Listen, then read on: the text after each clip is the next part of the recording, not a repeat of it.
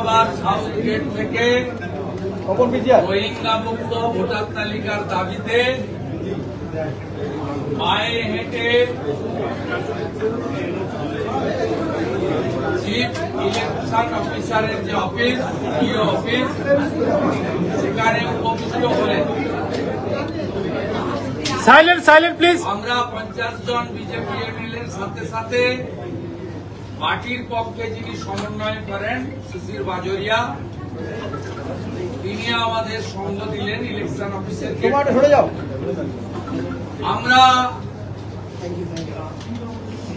অন্যদিকে দেখলাম এই রাজ্যের মুখ্যমন্ত্রী তিনি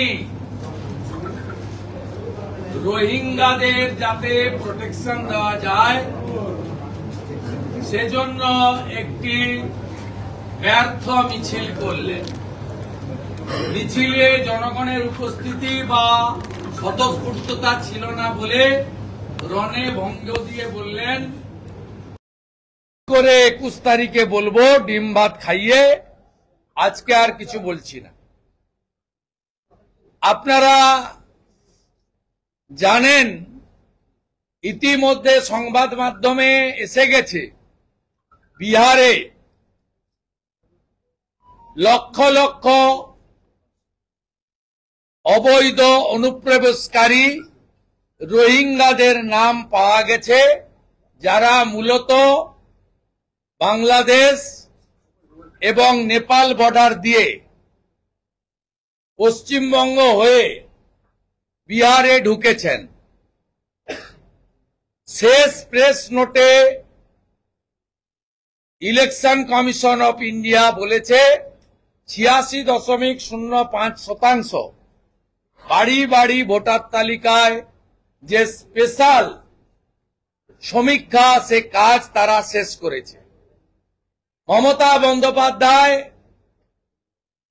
তার কৃষ্ণনগরের সাংসদকে পাঠিয়েছিলেন সুপ্রিম কোর্টে, বিহারে আটকাতে নয়, পশ্চিমবঙ্গে রোহিঙ্গা মুসলমানদের নাম যাতে ভোটার তালিকা থেকে বাদ না যায় সেজন্য।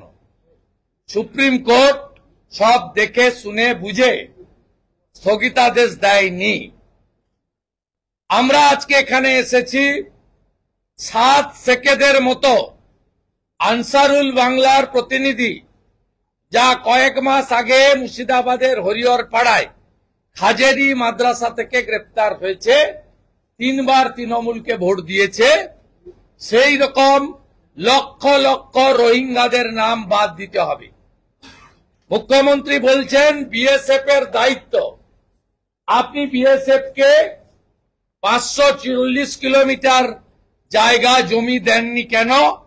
2016 থেকে রিপিটেডলি ভারত সরকার, স্বরাষ্ট্র দপ্তর, স্বরাষ্ট্রমন্ত্রী এবং বিএসএফ এর অনুরোধ করা সত্ত্বেও আপনি বিএসএফ কে সম্পূর্ণ জমি দিয়ে কাঁটাতারের বেড়া লাগাতে যেটুকু সময় লাগে ওই সময়টুকু দিয়ে তারপরে বিএসএফ এর উপরে আঙ্গুল তুলুন। আমরাও নিশ্চিতভাবে আপনার এই যুক্তিকে সমর্থন করব।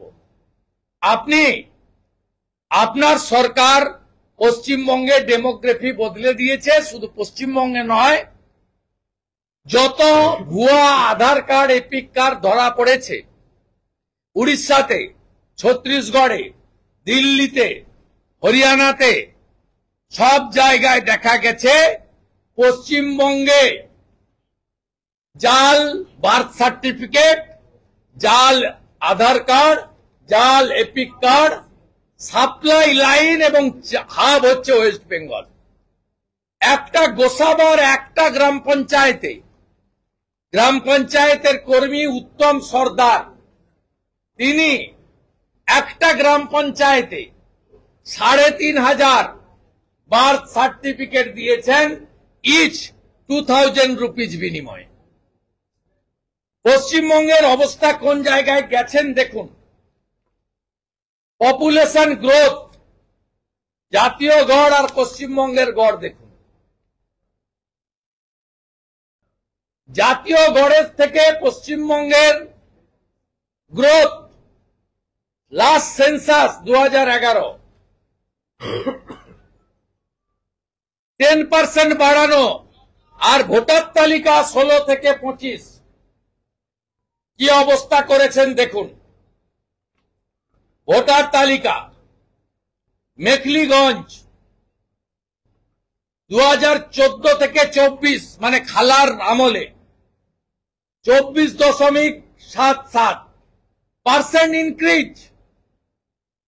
মাথাভাঙা 21.79, কোচবিহার উত্তর 19.59, কোচবিহার দক্ষিণ 19.47, শীতলকুচি 24.62, দিনহাটা 25.93, একইভাবে নাটাবাড়ি, তুফারগঞ্জ, কুমারগ্রামে 21.10, কালচিনিতে 23.32।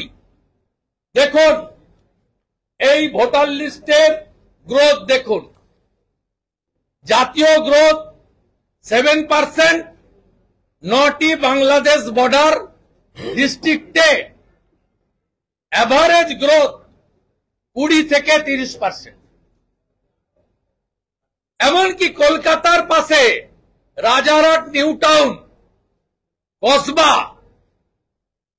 এখানকার ডেমোগ্রাফি যেভাবে পাল্টে দিয়েছেন রোহিঙ্গাদের ঢুকিয়ে, তাতে ডক্টর শ্যামাপ্রসাদ মুখার্জির নেতৃত্বে 1947 সালের 20 জুন 58 জন হিন্দু আইনসভার মেম্বার যে হিন্দু হোমল্যান্ড দিয়েছিল, এই হিন্দু হোমল্যান্ড আমাদের হাতের বাইরে চলে গেছে। এই দেখুন পপুলেশন গ্রোথ কিভাবে বেড়েছে। নর্থ 24 পরগনা মূলত বসিরহাট, স্বরূপনগর, হিঙ্গলগঞ্জ, বাদুড়িয়া, মিনাখা।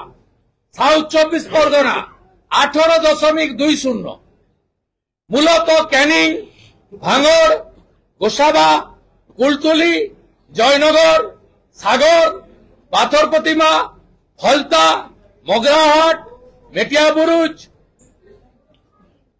এই এলাকায় কিভাবে ডেমোগ্রাফি পাল্টে দিয়েছেন আপনারা। এবারে